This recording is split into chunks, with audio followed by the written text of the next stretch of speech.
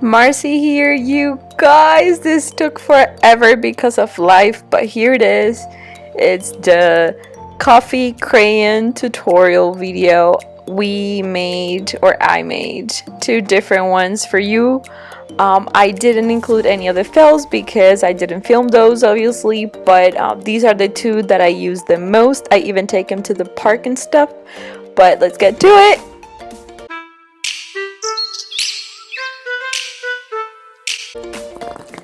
So for those of you who love measuring stuff, which I don't, there's 2 spoons of coffee. These are teaspoons, and you just mix them up a little bit in the bowl.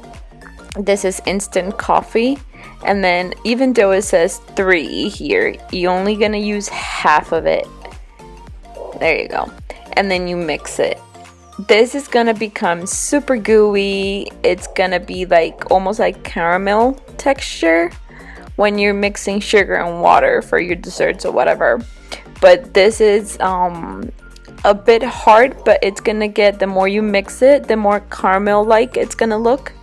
And then you just pick it up with your spoon and place it on a piece of baking paper and let it dry for about a week. So I know it takes a lot to harden and dry or whatever. I will put it on a shelf inside your home so that it's not too hot or too cold, and it stays the same temperature. Oh my goodness, I can talk. All the time while it's drying. So just place it with your fingers on the little baking sheet and let it be for around 4 days. Make sure you don't have creepy crawlies around your house. I don't have any ants or any bugs in my apartment, so that worked fine. Now for the ones who just eyeball it, you put a bit of coffee in there. It doesn't really matter how much you put in there, because what matters is how much water you add to it. So just add a few drops and mix it and mix it and mix it. And this is gonna get sticky tricky because you're going to use your fingers, not a spoon, because you don't want the entire coffee to be wet. Somehow some of the particles in this little crayon are still gonna be coffee fresh in the instant coffee world. So just mix it as if you were mixing, gosh, the only thing that comes to mind is like the dough for like the Colombian arepas you make. But if you're not Colombian or you don't know what I'm talking about, look at what I'm doing with my hands. This you couldn't do with the other consistency, so it needs to be kind of hard so that you can shape it into, oh, you know what, kind of like a Play-Doh. Yeah, kind of like Play-Doh consistency. That's what it works. See, I have kids and I eat arepas. That's what came to mind. So this is what it looks like a little poop, if I can say that in here. But now for using it, this is like after a whole week has passed. This one's gonna be super shiny and hard. It's actually gonna be breakable. So this one I normally just put in little baggies and take to the park, or instead of molding it like this, I put it in like a little container and it dries there so that I can just take it and use it as if it was watercolor. Don't worry, it won't grow mold if it's fully dry before you put the top on your container. Now that one, the one that I used, the glossy one, even though it breaks, it leaves a mark when it's dry. This one hasn't fully cured yet, that's why it's kind of bendable. You'll see it fully cured in a little bit, but this is about 2 days old and that's why it's a little bit more soft.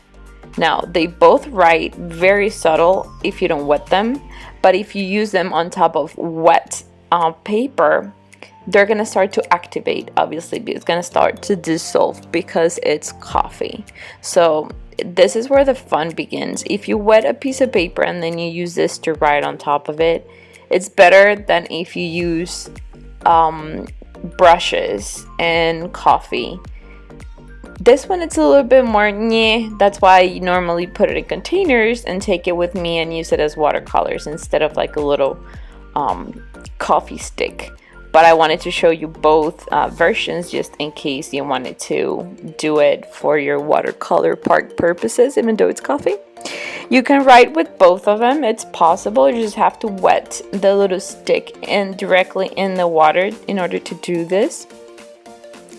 And yeah, it's pretty fun. This is how I use them, but again, make sure they're fully dry. I should have let the one on the right, the long poop shape one, dry a little bit more, but I use them so much, the other one ran out and I had to use this one. My kids also use it.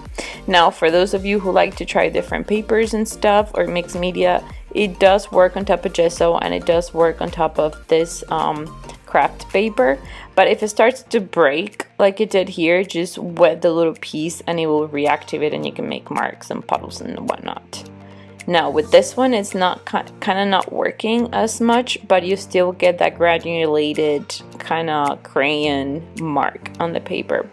Now if you wet it, this was my attempt to make a tree and then make it into like a palm tree, but you guys, I was way too tired here. I was a little sick and that's why I couldn't upload this earlier. But this is just a piece of paper that my kids were using before, and I just repurposed it to show you how it will look in white, normal white paper instead of watercolor, which was what you saw at the beginning.